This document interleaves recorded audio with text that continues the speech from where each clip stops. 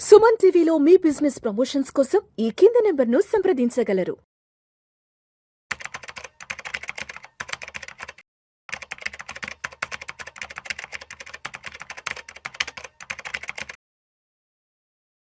Sir నమస్తే sir. నమస్తే విష్ణు గారు. అనిల్ గారు, మన ఇండియన్ స్టాక్ మార్కెట్స్ కి, ఈక్విటీ మార్కెట్స్ కి ఒక మంచి పాజిటివ్ న్యూస్, ఒక మంచి పాజిటివ్ రిపోర్ట్ అయితే రావడం జరిగింది. అవును, గోల్డ్ మ్యాన్ సాక్స్ వాళ్ళు చాలా పాజిటివ్ రిపోర్ట్ ఇచ్చారు. 2026 ఏడాది కల్లా నిఫ్టీ 50 29,000 మార్కుని అందుకోబోతుందంటూ కూడా మన ఇండియన్ మార్కెట్స్ కి సంబంధించిన మంచి పాజిటివ్ రిపోర్ట్ అయితే ఇవ్వడం జరిగింది. సో దీంతో ఒక్కసారిగా ఇండియన్ మార్కెట్స్ కి కొంత మైలేజ్, కొంత బలం అయితే రావడం జరిగింది. సో దీంతో పాటు మరి ఏ సెక్టార్స్ కి మంచి ఫేవరబుల్ గా ఉండే అవకాశం ఉందంటారు? ఫస్ట్ థింగ్ ఇంపార్టెన్స్ ఏంటంటే వాళ్ళు చెప్పిన 29,000 ఏదైతే ఉందో December 26 వరకు వస్తుంది అని చెప్పడం ఇంపార్టెన్స్ కన్నా కూడా ఎందుకు అంటే ఈ న్యూస్కి ఇంపార్టెన్స్ ఏంటంటే లాస్ట్ ఇయర్ మనం చూసుకుంటే October 2024లో ఇండియన్ మార్కెట్ని డౌన్ గ్రేడ్ చేసింది same gold man socks.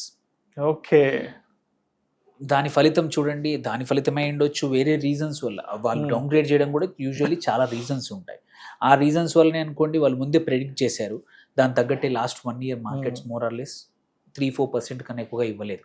September 1 last year నుంచి September 30 ఈ ఇయర్ వరకు చూసుకుంటే దగ్గర 3-4% పెరిగింది. Total under performance.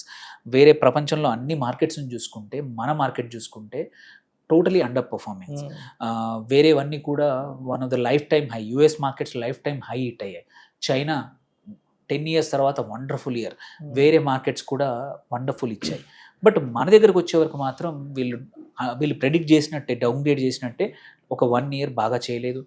Huge selling FIIs అనేది ఈ ఇయర్ చేశారు. వాళ్ళ డబ్బులు పట్టుకెళ్ళిపోయారు. డొమెస్టిక్ ఇన్స్టిట్యూషనల్ ఇన్వెస్టర్స్ చేశారు కాబట్టి సైడ్ వేస్ మూమెంటం మార్కెట్స్ హ్యూజ్ ఫాలో అవ్వకుండా ఒక స్మాల్ రేంజ్లో ప్లే అవుతూ వస్తూ మార్కెట్స్ ఫ్లాట్గా ఒక 1 year ఫ్లాట్గా ఉన్నాయి. దానికి ఇంకో కారణాలు కూడా ఏం చెప్పొచ్చు అంటే ఫలితాలు కూడా most of the Q1, Q2 అంతకుముందు ఇయర్ Q3, Q4 కూడా సబ్డ్యూడ్, అనుకున్న దానికన్నా తక్కువగా రిటర్న్స్ లాభాలు వచ్చాయి. కంపెనీ సేల్స్ కానివ్వండి, నెట్ ప్రాఫిట్స్ కూడా. సో వీళ్ళు అన్నట్టు ప్రెడిక్షన్ వాజ్ రైట్. సో ఇప్పుడు ఇంపార్టెంట్ ఏంటంటే వీళ్ళ ప్రెడిక్షన్ ఓవర్ వెయిట్ చేశారు. మళ్ళీ ఎమర్జింగ్ మార్కెట్ ఇండెక్స్ MSCI అంటాము. MSCIలో ఇండియన్ మార్కెట్ని ఎమర్జింగ్ మార్కెట్ ఇండెక్స్లో 25% ఓవర్ వెయిట్ చేశారు. దీనివల్ల అడ్వాంటేజ్ ఏంటి అంటే first thing, major advantage, FIIs అనే వాళ్ళకి మళ్ళీ ఒక గైడెన్స్ దొరికింది. Yes, Indian markets are going to outperform next 1 or 2 years. So వాళ్ళ డబ్బులు కూడా రాబోతున్నాయి. అప్పుడు ఏంటంటే మన ఎవ్రీ మంత్ మనకు రీసెంట్గా తెలుసుకున్నాం ఒక మేజర్ థింగ్, 30,000 కోట్లు ప్రతి నెల ఎస్ఐపిల రూపంలో మార్కెట్లోకి వస్తున్నాయి. సెకండ్, ఈ ఎస్ఐపిఏ కాకుండా ఇండివిజువల్ ఇన్వెస్టర్స్ కూడా డీమ్యాట్లు పెరిగిపోయాయి కాబట్టి డైరెక్ట్ ఈక్విటీ ద్వారా డబ్బులు తెస్తూ ఉన్నారు. దాంతోపాటు ఇన్స్టిట్యూషనల్ ఇన్వెస్టర్స్, అటు ఇన్సూరెన్స్లే అనుకోండి, రకరకాల కంపెనీలు కూడా ఇన్వెస్ట్మెంట్స్ తీసుకొస్తూ ఉన్నాయి. సో వాటితో పాటు ఇప్పుడు ఎఫ్ఐఎస్ కూడా యాడ్ అయితే మాత్రం వీళ్ళు చెప్పిన 29,000 అనేది కూడా మచ్ ఫాస్టర్గా రావచ్చు. సో అండ్ దాంతోపాటు ఇవన్నీ ఒకవైపు, ఇవన్నీ నడవాలి అంటే ఏంటంటే సపోర్టింగ్ మన లిస్టెడ్ కంపెనీస్ పర్ఫార్మెన్స్ కూడా బాగా ఉండాలి. మనం చూసుకుంటే Q2 ఆల్రెడీ ఫలితాలు వస్తూ ఉన్నాయి. చాలా కంపెనీస్ అనుకున్న దానికన్నా బెటర్గా రిజల్ట్స్ ఇచ్చాయి. మీరు ఇప్పుడు నిన్నటి వరకు కూడా ఒక 44 కంపెనీస్ నిఫ్టీ 50లో 50 కంపెనీస్లో 44 కంపెనీస్ ఫలితాలు రిలీజ్ చేశాయి. అందులో కూడా మీరు యావరేజ్ తీసుకుంటే 11% sales growth, which is very good year on year same క్వార్టర్కి తీసుకుంటే. అండ్ ఇదే prediction most of the companies actually much higher prediction Q3కి Q4కి ఇచ్చాయి. సో సపోర్ట్ ఏంటి, ఎస్, ఎర్నింగ్స్ కూడా పెరుగుతూ ఉన్నాయి. సో వీళ్ళు చెప్పేదానికి అదొక లాజిక్, అదొకటి యాడ్. సెకండ్ ఇంపార్టెంట్ థింగ్ ఏంటంటే ఇవన్నీ కావాలి అంటే పాలసీ అనేది సపోర్ట్ ఉండాలి. పాలసీ ఈజింగ్ ఆల్రెడీ జరిగింది, whether it in the form of GST rationalisation కానివ్వండి, ఇన్కమ్ ట్యాక్స్ వల్లనే కానివ్వండి. అండ్ వన్ ఇంపార్టెంట్ థింగ్ ఏంటంటే లాస్ట్ 1 year నుంచి ఇండియన్ మార్కెట్స్ మీద మెడ మీద కత్తిలాగా టారిఫ్స్ అనేది ఉండే, రిటాలియేటరీ టారిఫ్స్, ట్రంప్ టారిఫ్స్ అన్నాం మనం. అది కూడా ఈ వారం 10 రోజుల్లో అగ్రిమెంట్ రాబోతుంది. That it self will suddenly ఒక 10-15% మార్కెట్స్కి బూస్ట్ ఇవ్వచ్చు. మెంటల్గా ఎన్ని రోజుల నుంచి ఆగిపోయి ఉన్న ఇన్వెస్టర్లు కానీ ట్రేడర్స్ కానీ కొంచెం భయం పోయే అవకాశం ఉంది. ఏ సెక్టార్లో గోల్డ్ ఆభరణాలు కానివ్వండి, క్వైట్ ఫ్యూ సర్వీసెస్ సెక్టర్లో కానీ, ఫార్మా సెక్టర్లో కానివ్వండి, కొన్ని అగ్రి సెక్టర్లో, ఫుడ్ ప్రోడక్ట్స్ ఎక్స్పోర్ట్ సెక్టర్లో కూడా ఒక్కసారి టారిఫ్స్ తగ్గిపోయాయి అంటే మాత్రం హ్యూజ్ బూస్ట్ రావచ్చు ఎక్స్పోర్ట్స్కి. ఎక్స్పోర్ట్స్కి బూస్ట్ వస్తే ఇంకోటి ఏంటంటే అటు డాలర్ అండ్ రూపీ మనం చూసుకుంటే రూపీ స్ట్రెంగ్త్ అవ్వచ్చు, విచ్ ఈజ్ అనదర్ అడ్వాంటేజ్ మనకి మార్కెట్స్కి కానివ్వండి, అటు ఇన్వెస్టర్స్కి కూడా. సో ఇవన్నిటితో పాటు దానికి మీద ఇది కూడా కొత్తగా ఈ అడిషన్గా ఓవర్ వెయిట్ అనేది రావడం అనేది ఇంకొక మచ్ మోర్ బెనిఫిషియల్. అంటే ఒక కేక్ మీద క్రీమ్ లాంటిది అనమాట. సో ఆల్రెడీ మంచి రెసిపీ, కరెక్ట్ గ్రోత్కి కావాల్సిన నంబర్స్ ఉన్నాయి. సో ఈ సంవత్సరం 2025 by end of the year కూడా మనం ఈజీగా 27,000 టచ్ చేసినా will not be surprised. Already మనము 25,000 కన్సిస్టెంట్గా అక్టోబర్లో వండర్ఫుల్ అక్టోబర్ ఉండింది. నవంబర్లో కూడా we had very good days. So అంతా బాగుంటే ఈ నెలలోనే నవంబర్లోనే 26,000 దాటేయచ్చు మనం. సో డిసెంబర్ చివరికి అంతా బాగుంటే 27,000. ఎస్పెషలీ జనవరిలో మనకి ఫలితాలు జనవరి ఎండింగ్లో మా Q3 ఫలితాలు, జిఎస్టీ యొక్క యాక్చువల్ ఫలితం అనేది చేంజ్ అనేది కనబడవచ్చు. అది కూడా జరిగిందంటే మాత్రం స్పెండింగ్ పెరిగింది, కన్జంప్షన్ పెరిగింది అని. కాబట్టి వాటి ఫలితాల వల్ల జనవరి-ఫిబ్రవరిలో వీ మైట్ సీ ద మంచి మార్కెట్స్ పీక్లో ఉండొచ్చు. అండ్ సైమల్టేనియస్లీ ఫిబ్రవరిలో వచ్చే బడ్జెట్ ఐఎమ్ షూర్ ఏంటంటే ప్రభుత్వం అనేది ఈ సంస్కరణలు అనేది ఆపదు, ఇది ముందుకు పరిగెత్తించడానికి ట్రై చేస్తుంది. సో క్యాపెక్స్ కూడా పెరిగే అవకాశాలు ఉన్నాయి. ఎందుకంటే మార్కెట్స్ బాగా పర్ఫామ్ చేసినప్పుడు ప్రభుత్వానికి కూడా పన్నుల రూపంలో కరెక్ట్ డబ్బులు వచ్చినప్పుడు చేస్తాయి కాబట్టి. అండ్ యూజువల్లీ ఇండియన్ మార్కెట్ ఏంటంటే capex, government capex driven, very important. Government spending అనేది, పబ్లిక్ స్పెండింగ్, ప్రైవేట్ స్పెండింగ్ అనే దాని మీద నమ్మకం లేకపోవచ్చు, మారుతూ ఉంటుంది decision. But government usually, central government especially ఏదైనా కమిట్ చేసింది అనుకోండి, యూజువల్లీ కంపల్సరీ స్పెండ్ చేస్తుంది, దానికి సర్టెనిటీ ఉంటుంది. సో అది పెరిగే అవకాశాలు ఉన్నాయి. కాబట్టి వీళ్ళన్న రిటర్న్ టు ద అంటే మంచి ఈ మార్కెట్స్ మళ్ళీ రిటర్న్స్ వచ్చే అవకాశాలు తొందరగా ఉన్నాయి. ఇన్ఫ్లోస్ కూడా, FIIs ఇన్ఫ్లోస్ కూడా పెరిగే అవకాశాలు ఉన్నాయి. $70 బిలియన్ వరకు ఈక్విటీ ఇన్ఫ్లో రావచ్చు అని ఈ రిపోర్ట్ చెప్తా ఉంది.